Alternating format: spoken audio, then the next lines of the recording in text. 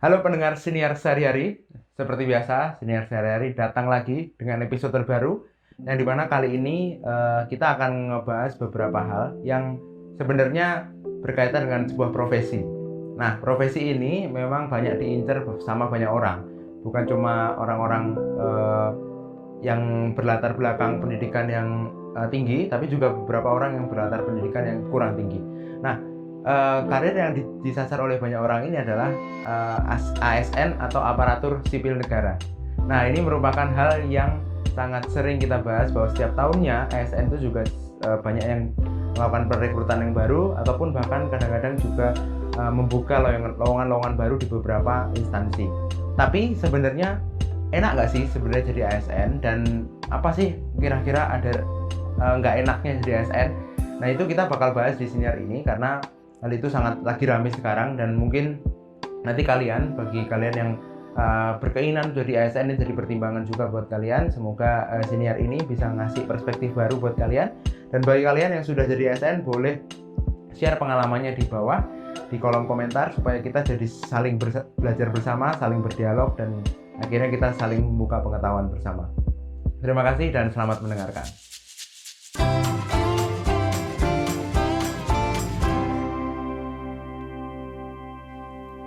Cek. Selamat datang di Siniar Sehari-Hari bersama gue Tias Surmantio. Kembali lagi di episode terbaru Siniar yang sering gue gunakan untuk menyatakan argumen dan opini gue soal apa yang sedang ramai diperbincangkan di media sosial, di media massa. Oke, selamat datang kembali ya guys. Semoga lu gak bosen dengerin gue ngomong. Jadi beberapa hal lagi banyak terjadi nih di sekitar kita. Jadi memang nggak semua hal yang lagi rame bisa kita bahas di sinyal ini.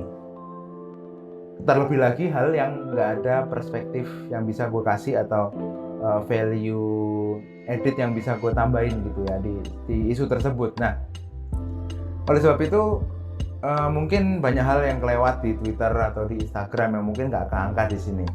Cuma ada beberapa hal yang menarik walaupun nggak rame yang juga gue angkat karena gue tahu ada sesuatu yang bisa at least gue ceritain ke lu tentang apa yang mungkin gue tahu dan gue pahami. Nah, di episode kali ini memang hal yang mau gue ceritain ini terkesan nyampur dengan banyak hal. Artinya ini isu general gitu, cuma beberapa itu muncul di beberapa titik isu yang ada di sekitarnya. Apa itu? Yaitu tentang nyaman nggak nyamannya jadi aparatur sipil negara atau ASN. Nah, ini gue disclaimer bahwa gue bukan ASN, gue bukan bagian dari pegawai negeri PNS tuh, pegawai negeri sipil ya, jadi bukan bagian dari PNS, bukan pegawai dari ASN atau dari kementerian tertentu. Tapi gue ada beberapa hal yang relate dengan ASN, terutama karena gue hidup dan tinggal dibesarkan di keluarga yang punya latar belakang ASN atau PNS yang cukup kuat gitu ya, atau cukup dijadikan mercusuar untuk pilihan karir. Oke, nah dimana saat ini gue nggak memilih jalan tersebut. Oke, tapi gue nggak akan ngomongin lebih jauh itu. Cuma yang bakal gue bahas adalah soal nyaman nggak nyamannya jadi ASN. Kenapa gue angkat isu itu, atau kenapa gue angkat hal itu? Pertama yang perlu lu tahu sekarang, kalau beberapa hal kita tahu di sekitar kita, atau kalau lu ngamatin, ASN ini sedang banyak proyek. Bukan proyek sih, apa ya namanya kalau ngomongnya ya. ASN ini sedang banyak hal yang membuat mereka akhirnya perlu mengikuti perubahan-perubahan yang ada gitulah ya. Itu gampangnya. Karena apa? Karena kita tahu bahwa banyak program pemerintah yang sedang dijalankan dan program itu gede-gede. Yang paling kelihatan adalah soal ibu kota negara yang akan dipindahkan dari bukan akan juga, karena undang-undangnya udah disepakati dan disetujui oleh pemerintah dan juga DPR, udah dipindahkan ke Kalimantan Timur gitu. Itu yang pertama. Yang kedua adalah ada banyak program besar yang sedang digarap oleh pemerintah, event besar juga, kayak kemarin kereta cepat, kemudian ada juga Formula E yang ada di Jakarta, kemudian ada juga GP Mandalika yang akan jalan 18 Maret ini di Lombok gitu ya. Dan sudah jelas bahwa bukan itu doang deh. Kemarin lu inget tahun 2020 atau 2021 juga kan kita lagi masa pandemi nih. Masa pandemi masih ada Covid kemarin itu gitu kan, masih tinggi-tingginya apalagi. Kebiasaan mudik yang biasanya kita jalankan itu akhirnya kan dikurangin, di stop ya kalau boleh. Nah, yang salah satu pihak yang dilarang untuk mudik atau pulang kampung adalah ASN.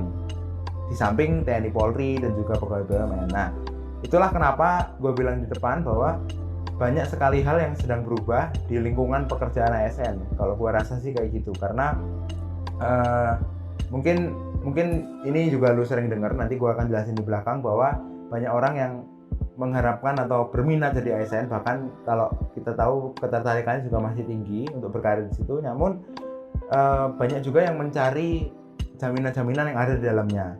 Tapi di samping jaminan itu juga banyak sekali hal yang harus dihadapi, termasuk kalau program-program pemerintahnya itu cukup progresif seperti kayak sekarang ini gitu ya. Nah, gue mau cuplik salah satu berita, terutama ini akan ngebahas soal IKN ya, dari CNBC Indonesia. Bentar gue cek dulu. Nah ini CNBC Indonesia tanggal 26 Februari, udah cukup lama, sekitar sebulan lalu, yang judulnya tentang 180.000 ASN akan pindah ke IKN Nusantara oleh CNBC Indonesia. Gue mau bacain sekilas. Kementerian Pendayagunaan Aparatur Negara dan Reformasi Birokrasi Kemenpan RB telah menyusun skema pemindahan aparatur sipil negara atau ASN pusat ke Ibu Kota Negara IKN Nusantara Kalimantan Timur. Direktur Jenderal Informasi dan Komunikasi Publik Kementerian Komunikasi dan Informatik Usman Kansong menjelaskan pemindahan ASN ke IKN akan dilakukan dalam 2 skema. Tercatat ada 118.000 hingga 180.000 ASN yang akan pindah, bergabung pada skema mana yang akan diterapkan. Ini perlu dikomunikasikan dengan baik untuk mengurangi kesimpang siuran isu sekaligus melibatkan para ASN untuk mengantisipasi perubahan yang akan dihadapi. Ini ketika dikutip di hari Sabtu 26 Februari 2022. Kebijakan pemindahan IKN tentu tidak diambil secara tergesa-gesa, melainkan sudah melewati banyak kajian, penelitian, dan aspek geografis, sosiokultural, ekonomis, maupun infrastruktur. Berbagai aspek itu dilakukan melalui studi yang komprehensif dan mendukung pemindahan ibu kota ke Nusantara. Nusantara BTW adalah nama dari ibu kota negara kita nanti gitu ya. Hasil kajian ini, kata Usman, perlu kita sampaikan ke seluruh ASN dalam berbagai cara. Konten kreatif misalnya berupa infografis, meme, virtual tour, melalui diorama atau desain kota IKN. Nah, ini Usman juga bilang bahwa kita juga menceritakan visi misi IKN dengan cara storytelling sehingga kesan yang diterima ASN bukan merupakan keharusan namun cenderung persuasif.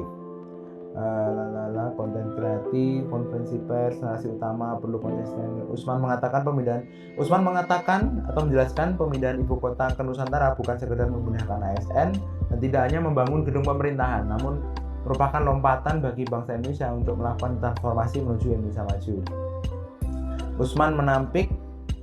Usman tak menampik kebijakan pemindahan ASN ke IKN menjadi tantangan tersendiri karena salah satu publik yang terdampak dari pemerintahan. Nah, berarti jelas bahwa memang terutama ini kayaknya yang ada di pusat ya, jadi yang ada di Jakarta saat ini kebanyakan akan siap-siap dimobilisasi ke ibu kota negara Nusantara.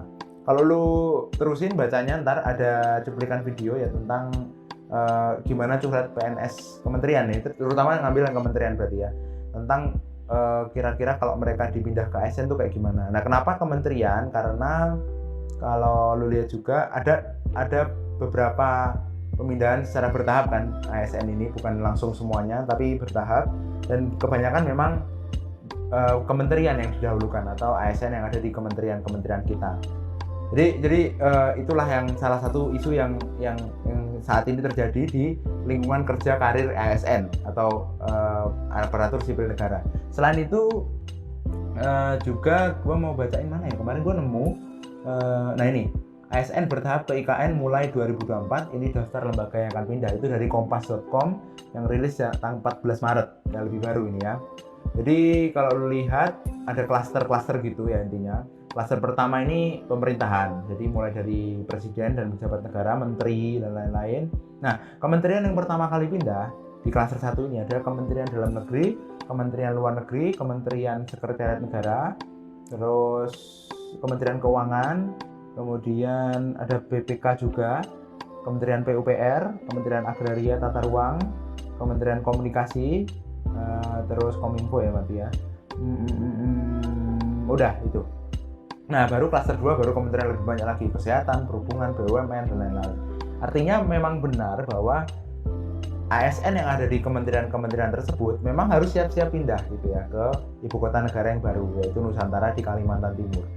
Tadi kan gue jelasin bahwa ada beberapa testimoni dari ASN. Jadi setelah gue dengerin memang ada yang siap, ada yang masih mempertimbangkan banyak hal, ada yang masih perlu menanyakan di sana itu nanti gimana infrastrukturnya, gimana gimana lahannya akan mereka tinggalin dan lain-lain. Nah, selain info tersebut, gue juga punya berita tentang penyelenggaraan MotoGP di Mandalika. Nah, ini ada yang agak rame sih sebenarnya kemarin di Twitter, cuma sekarang udah close ya karena udah diklarifikasi bahwa memang itu isu tidak benar. Jadi pernah ada isu tentang simpang siur bahwa ASN di NTB itu simpang siur bahwa ASN di NTB, Nusa Tenggara Barat ya, wajib beli tiket MotoGP Mandalika. Nah, ini kemarin rame di Twitter karena dianggap, ini kok maksa banget gitu ya, kok acara segede itu ASN-nya yang suruh beli dan lain-lain. Terus ini kalau lu baca beritanya, intinya wacana Pemprov NTB ini untuk mewajibkan aparatur sipil negaranya ya, artinya di jajaran itu untuk membeli tiket MotoGP ini memang bikin heboh. Kebijakan ini diambil karena tiket itu dinilai belum banyak terjual saat itu. Walaupun sekarang kalau lu ikutin beritanya itu udah kejual habis, bahkan nambah kuota kalau nggak salah. Nah, ini menurut Sekda Provinsi NTB, yaitu Gita Aryadi, dari sekitar 21.530 tiket MotoGP Mandalika sudah laku terjual. Jadi ada 21.530 yang udah laku, artinya 35.000 belum terjual.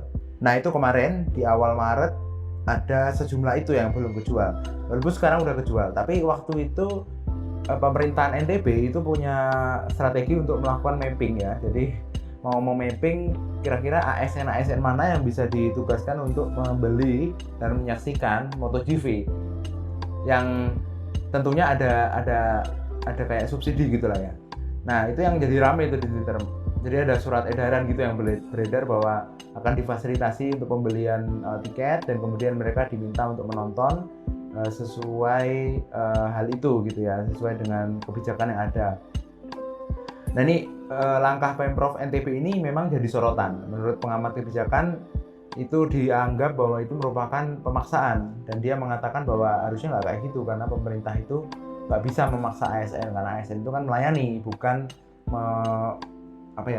menjadi pensukses atau suksesor program pemerintah gitu ya. Jadi itu ramai kemarin. Jadi kira-kira itulah yang sedang terjadi ya di dalam karir ASN di Indonesia gitu ya, atau aparatur sipil negara. Nah, tadi di depan gue sempat sebutin kira-kira beberapa respon-respon dari ASN. Nah, sekarang memang benar beberapa ASN sudah menyatakan mendukung nih dalam hal, kalau ini soal IKN ya, mendukung, siap untuk ditugaskan kemanapun gitu kan, sesuai dengan arahan atasan atau sesuai dengan arahan yang diberikan kepada dia. Nah, memang ada juga yang beberapa pihak yang menyatakan belum siap nih, perlu pertimbangan atau banyak hal yang perlu disiapkan gitu karena masalah jarak, masalah keluarga, masalah hal-hal lain lah ya. Dan juga ada yang mempermasalahkan infrastruktur yang sudah ada di sana atau belum gitu, yang mau dibangun atau yang harus dipersiapkan dulu sebelum mereka tiba. Karena kan barusan juga kalau lu tahu ya, jadi pemerintah sudah resmi mengunjungi IKN, dan di situ di salah satu interview Presiden Joko Widodo menyatakan bahwa memang IKN ini akan dibangun dengan rentang waktu sekitar 15 sampai 20 tahun lah ya. Memang panjang karena kan mulainya dari hutan gitu ya, mulai dari tanah kosong kayak building from scratch gitu lah ya. Jadi akhirnya masih banyak hal yang perlu dipersiapkan, dan itu jadi salah satu hal yang dijadikan catatan oleh banyak ASN yang menyatakan bahwa perlu persiapan. Dan seperti yang tadi dinyatakan oleh pengamat kebijakan publik, kayak tadi ketika di Mandalika, ketika di IKN juga saat ini, bahwa banyak pihak yang melakukan dalam tanda kutip, quote and quote, kritik gitu kan. Jadi pendaya gunaan ASN ini dinilai kurang tepat gitu oleh pemerintah. Artinya entah dipaksa, kayak merasa kayak kok ASN dipaksa-paksa dan lain-lain seperti itu. Dan itulah yang akan kita omongin sepanjang sinyal kali ini. Jadi sebelum gua ngomong lebih jauh, gua mau menjelaskan atau mereview lah ya kepada lu semua tentang prinsip-prinsip dari ASN dan pendaya gunaannya. Memang gua bukan datang dari karir ASN seperti yang gua jelasin di depan, tapi memang banyak circle di sekitar gua yang memiliki karir ASN. Dalam hal ini ada yang di ASN fungsional maupun di ASN yang ada di karir lain gitu ya. Jadi di situ akhirnya itu kena ke gua juga nanti ya. Artinya gini, itu berdampak secara tidak langsung ke gua.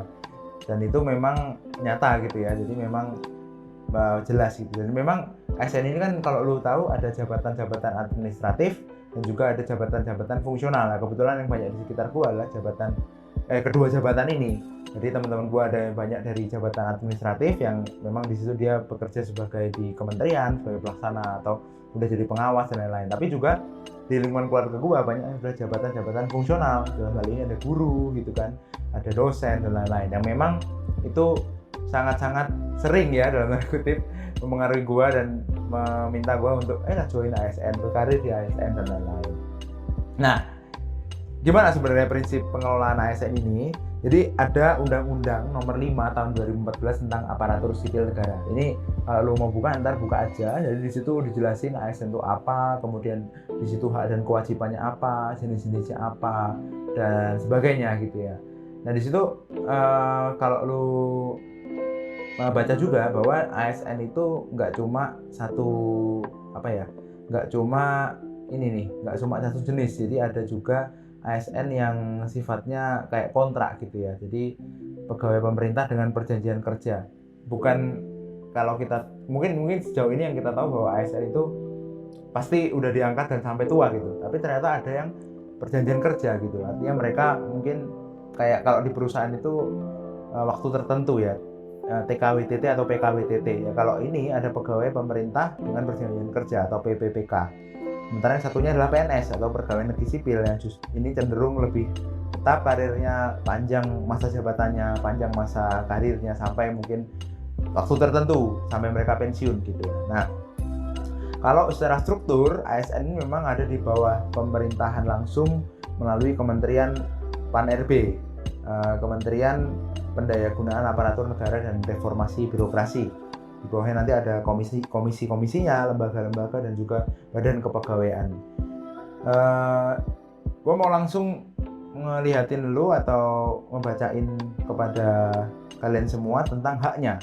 Hak menjadi ASN itu apa aja? Oke, ini yang menarik soalnya karena ini hal yang kayaknya yang banyak dicari orang sebenarnya, karena ini sebenarnya nggak salah juga sih, karena semua pekerjaan kan pasti punya benefit yang dicari gitu ya. Misalnya gue nih berkarya di perusahaan atau kerja di sebuah perusahaan, itu pasti nyari benefitnya apa aja sih yang bakal gue dapetin, misalnya karir, terus pengembangan gitu-gitu kan. Nah ini di ASN juga ada. Di ASN itu juga ada beberapa hal yang menjadi hak dari ASN sesuai dengan Undang-Undang Nomor 5 tadi tahun 2014, terutama di pasal 21. Kalau lu nanti baca, ada 5 kira-kira hak yang bisa diterima oleh ASN, yaitu gaji tunjangan fasilitas, cuti, jaminan pensiun dan jaminan hari tua, perlindungan dan juga pengembangan kompetensi. Yang paling sering dibahas di sekitar gua nih, ini kalau sesuai pengalaman gua aja ya. Jadi banyak sekali yang membahas bahwa di ASN ini cukup settle karirnya atau cukup terjamin lah hidupnya. Karena apa? Karena ada gaji jelas, ada tunjangan profesi berarti kan ya. Kemudian fasilitas. Dan juga nomor 3 tadi yaitu jaminan pensiun dan jaminan hari tua. Nah, ini yang sampai sekarang menjadi daya tarik atau daya dorong gitu ya bagi banyak orang untuk berkarir di ASN. Yang gue bilang di depan tadi masih banyak minat gitu ya. Nah, itu juga yang membuat orang di sekitar gue sering mendorong gue untuk berkarir di ASN ini gitu, karena jelas gajinya, jelas tunjangannya, jelas fasilitasnya, dan juga jelas jaminannya setelah pensiun nanti atau ketika hari tua nanti. Nah, tapi kan di setiap pekerjaan atau setiap karir kan pasti dibarengi oleh kewajiban atau apa yang harus dilakukan di dalam karir tersebut, atau pekerjaan apa aja yang harus selesai dalam karir tersebut atau di dalam pekerjaan sehari-harinya. Di ASN juga ada. Itu pasti dan jelas, dan menurut gua ini lebih berat menurut gua karena tanggung jawabnya itu langsung ke negara gitu. Nggak bisa main-main cuy. Jadi tanggung jawab ASN itu langsung ke bukan ke presiden, artinya ke negara Indonesia lah, intinya gitu, ke rakyat Indonesia bahkan kalau gue boleh bilang. Kenapa? Karena sesuai dengan undang-undang yang ada, undang-undang ASN tadi, di pasal 23-nya itu ada sekitar 8 lah ya kewajiban. Yang pertama, itu adalah setia dan taat pada Pancasila, UUD 45, Negara Kesatuan Republik Indonesia, dan pemerintah yang sah. Ini jelas. Ini hampir sama kayak episode sebelumnya yang gue bahas soal TNI, Polri. Terus kemudian juga ada tugas untuk menjaga persatuan dan juga kesatuan. Itu juga sama seperti yang ada di tugasnya aparat atau tugasnya ini jajaran keamanan pemerintah gitulah. Nah, kemudian ketiga adalah melaksanakan kebijakan yang dirumuskan pejabat pemerintah yang berwenang. Nah, ini menarik, nanti kita bahas lebih lanjut. Kemudian menaati ketentuan peraturan perundangan, melaksanakan tugas kedinasan dengan tanggung jawab dan lain-lain, kemudian menunjukkan integritas dan keteladanan dalam sikap perilaku, ucapan dan tindakan kepada setiap orang. Kemudian berikutnya menyimpan rahasia jabatan dan hanya dapat mengemukakan rahasia jabatan sesuai dengan undang-undang yang ada. Kemudian terakhir adalah bersedia ditempatkan di seluruh wilayah negara kesatuan Republik Indonesia. Nah, nomor 3 dan juga nomor 8 yang menarik, oke? Ini yang sangat relate dengan apa yang kita bahas hari ini. Jadi gini, seperti halnya pejabat publik dan aparat ya dalam hal ini, ASN itu adalah sebuah bagian dari kesatuan infrastruktur karir yang langsung nyantol ke pemerintahan kita gitu ya, pemerintahan Republik Indonesia, untuk menjalankan roda pemerintahan ini atau birokrasi di Indonesia. Ini beda dengan swasta ya, swasta atau pihak private lah ya, private company, dimana memang tujuannya kan untuk menjalankan perusahaan. Nah, ini mereka ini atau karir-karir di ASN atau di aparat atau di pejabat-pejabat pemerintahan itu untuk menjalankan sebuah sistem kenegaraan. Oleh sebab itu ada yang diterima sebagai privilege seperti yang gue jelasin tadi, ada beberapa tadi sampai hari tuanya ya, mantap ya. Dan juga ada konsekuensinya atau ada tanggung jawab yang harus dipegang, jelas itu. Dan menurut gue itu cukup menantang dan challenging coy. Karena kan ya nanti itu pasti sangat akan terjadi perubahan-perubahan. Jika ada perubahan besar ya di negara ini, pasti itu akan mempengaruhi langsung. Yang paling cepat kepengaruh kemungkinan besar adalah karir ASN ini. Nah, kalau kita baca dari kewajiban dan juga haknya tadi dari Undang-Undang Nomor 5 tahun 2014, berarti memang ASN itu perlu didayagunakan sesuai dengan ketentuan perundang-undangan yang berlaku. Dan harus bersedia, itu ya. Karena kan ada konsensus tuh, ada perjanjian bahwa bersedia ditempatkan di seluruh wilayah negara Indonesia. Kemudian ada juga menaati ketentuan peraturan perundang-undangan, kemudian melaksanakan kebijakan yang dirumuskan oleh pejabat pemerintah yang berwenang. Artinya sudah ada yang mengunci ya di undang-undang itu bahwa memang ASN ini harus bersedia untuk berkontribusi langsung aktif di dalam sistem pemerintahan, di dalam kebijakan-kebijakan ditetapkan oleh pemerintah supaya roda pemerintahan itu berjalan dengan sebaik mungkin. Nah itu. Nah, oleh sebab itu ini menurut gua ya, argumen gua adalah menjadi ASN itu cukup menantang dan juga tidak semudah itu menurut gua, Pak. Itulah kenapa ketika gua sering ditanyain untuk jadi ASN atau ditawari untuk mendaftar ke ASN atau tes CPNS dan lain-lain, pikiran gua pasti 2 atau 3 kali lipat lebih rumit daripada tes untuk sebuah perusahaan. Kenapa? Karena tanggung jawabnya cukup besar gitu ya. Nah, kalau mau dicek nyaman apa nggak nyamannya, atau nyaman apa nggak nanti yang gue dapetin ketika menjadi ASN, itu sebenarnya relatif memang. Jadi perspektif kenyamanan hidup ASN itu yang sering di-brandingkan itu hampir sama dengan kenyamanan hidup yang bisa ditawarkan oleh karir lain yang lebih cocok sama gue gitu ya. Jadi itulah kenapa gue mikir 2-3 kali sebelum benar-benar mau memutuskan untuk join di CPNS atau di ASN yang dimana belum pernah gitu. Gue belum pernah join ke situ. Dan kan memang kebanyakan orang memandang bahwa ASN itu mapan, tunjangannya besar, pensiunnya nanti makmur dan lain-lain. Itu benar itu gue setuju, dan memang ada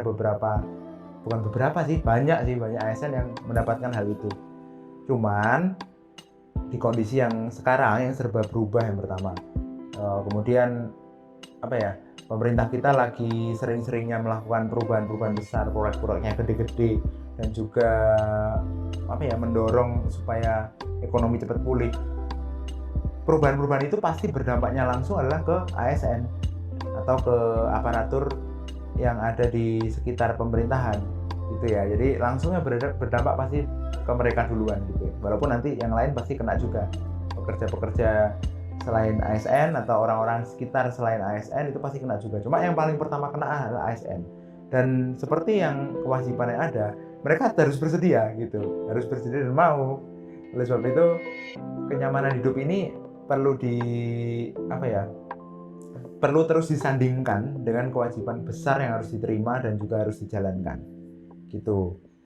Nah, walaupun memang sampai sejauh ini ASN masih dianggap makmur dan terpandang di sekitar kita ya.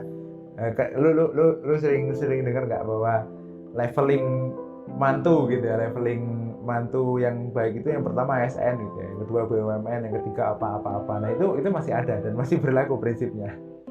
Walaupun itu cuma prinsip-prinsip bercanda juga kadang-kadang ya. Tapi itu menunjukkan bahwa minat masyarakat untuk jadi ASN itu memang masih tinggi.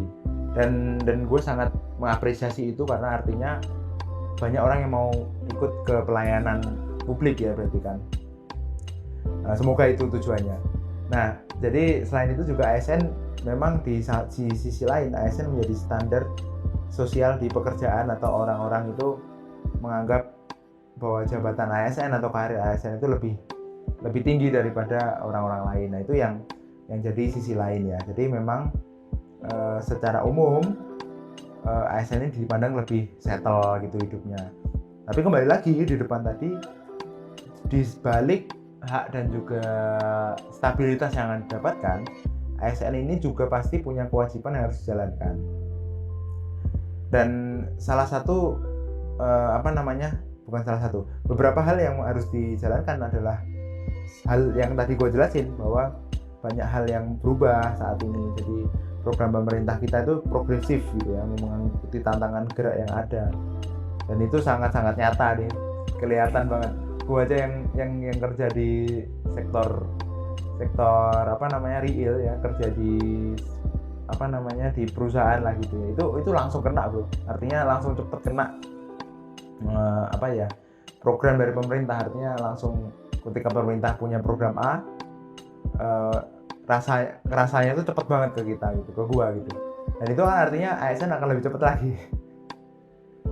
Dan memang ASN merupakan salah satu salah satu jabatan perangkat yang bisa didahulukan untuk menjadi pion lah ya. Kalau di catur itu pionnya untuk menjawab tantangan yang ada, akan dimajuin duluan nih. Kayak tadi di pemindahan IKN, ASN merupakan jabatan yang bakalan paling cepat diajuin gitu, dipasang duluan nih supaya nanti mereka lebih dulu di sana, pindah siap di sana dan lain-lain.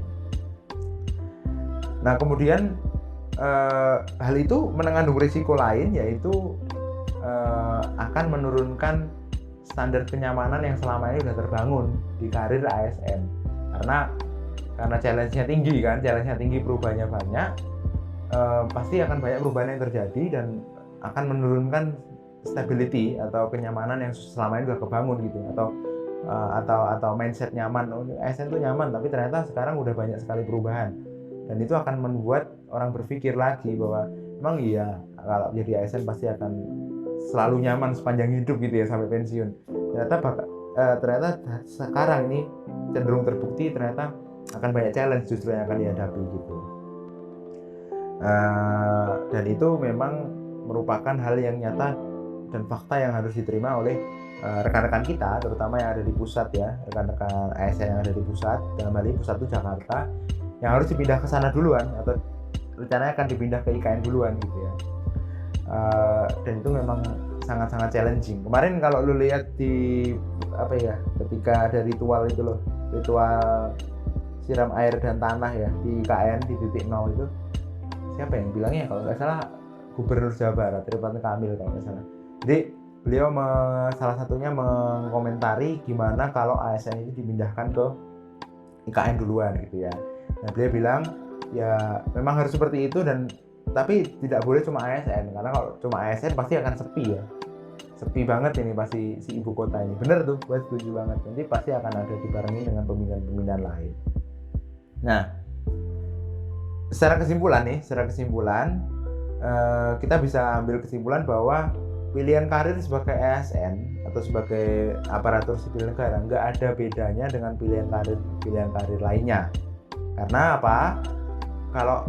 Kalau yang dibandingin adalah cuma aspek stabilitasnya, itu memang pasti lebih leading nih ASN, lebih unggul ya.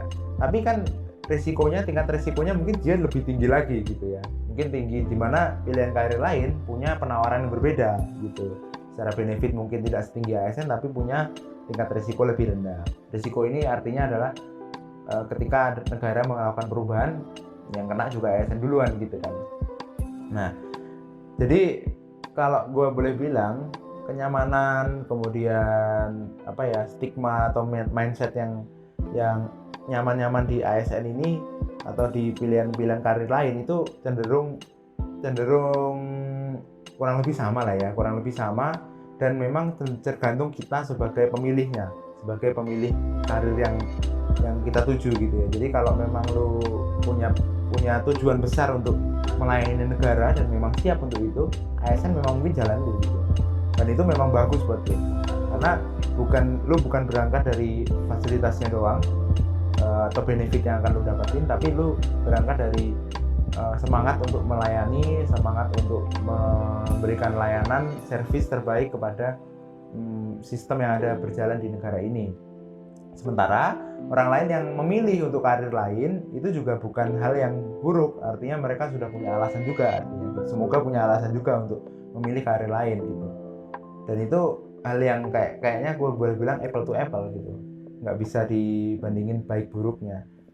Karena pertanyaannya pasti selalu gini, kalau lu milih karir sebagai ASN, siap nggak untuk menghadapi apa yang kita udah bahas kali ini gitu, kayak resikonya, tantangannya, kemudian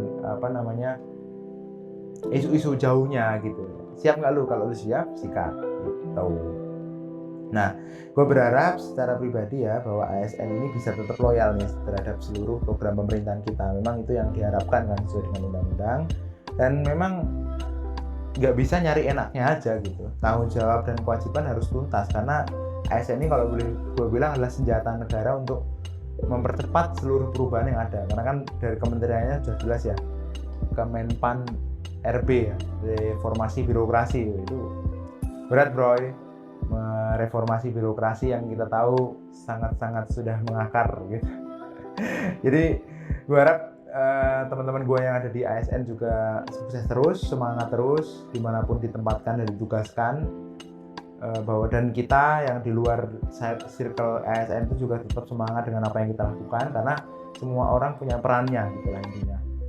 Buat yang akan dipindah ke IKN atau yang ditugaskan macam-macam oleh pemerintahan, itu adalah part dari tanggung jawab atau part of duty yang harus dijalankan.